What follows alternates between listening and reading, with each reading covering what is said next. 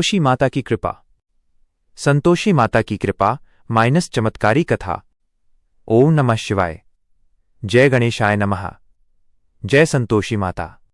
अगर आज कोई दुखी है, अगर आज कोई परेशान है, अगर आज कोई बीमार है, अगर आज किसी का मन टूट चुका है, तो ये कथा सिर्फ कथा नहीं है, ये माता संतोषी का आह्वान है, ये माता संतोषी की करुणा है, ये माता संतोषी का जीवित चमत्कार है। कहा जाता है जब इंसान हर रास्ते से हार जाता है तब संतोष का रास्ता खुलता है, और जब संतोष आता है तो माता संतोषी स्वयं चलकर आती हैं। आज इस कथा को सुनते समय अपने मन को बिल्कुल खाली कर देना। कोई शिकायत नहीं, कोई डर नहीं, कोई सवाल नहीं, बस दिल में इतना कहना, हे माता, जो भी मेरे जीवन में ठीक नहीं है आप ठीक कर दीजिए। जय संतोषी माता। भक्तों, संतोषी माता संतोष की देवी हैं, और जहां संतोष है वहां दुख नहीं टिकता, वहां दरिद्रता नहीं टिकती, वहां अशांति नहीं टिकती। माता का स्वरूप अत्यंत सरल है।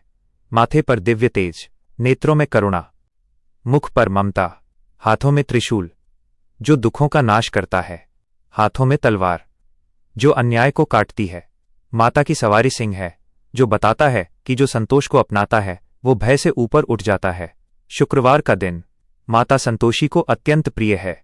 कहा जाता है जो 16 शुक्रवार सच्चे मन से व्रत करता है, गुड़ और चने का भोग लगाता है और खट्टे का त्याग करता है, माता उसके जीवन की हर गांठ खोल देती हैं। माता धन नहीं मांगती, माता दिखावा नहीं चाहती, माता सिर्फ एक चीज चाहती हैं, भरोसा। भक्तों, बहुत समय पहले की बात है। एक नगर में एक अत्यंत गरीब परिवार रहता था। घर में एक वृद्ध पिता था और उसके 7 बेटे। 6 बेटे चालाक थे, स्वार्थी थे, कमाने वाले थे, पर 7वां बेटा सबसे छोटा, सीधा, ईमानदार और दुर्भाग्यशाली माना जाता था। वो सुबह से शाम तक मेहनत करता, पर जो कुछ भी कमाता 6 भाई उससे छीन लेते। उसकी पत्नी को आधा पेट भोजन मिलता, कई बार तो वो भी नहीं। धीरे धीरे वो स्त्री कमजोर हो गई, बीमार रहने लगी और मन ही मन रोने लगी।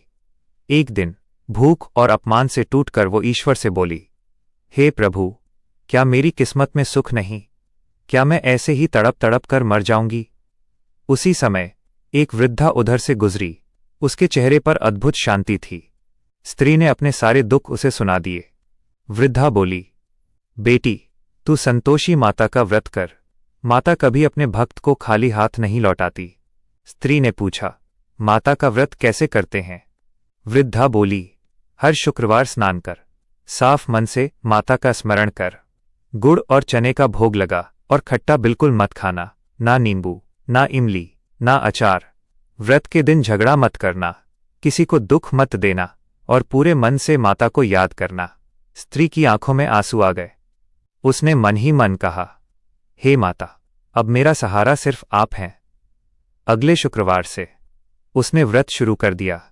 भूखी रहती, कमजोर रहती, पर खट्टे को हाथ नहीं लगाती। हर शुक्रवार माता के सामने बैठकर रोती, माता, मेरे भाग्य बदल दो।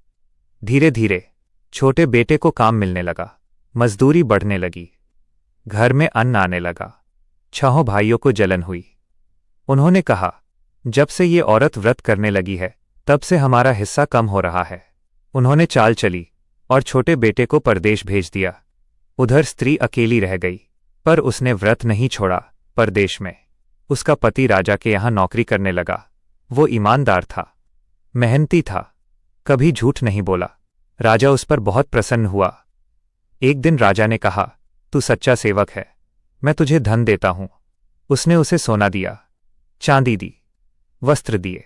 उधर उसकी पत्नी अंतिम शुक्रवार के पास पहुंच चुकी थी।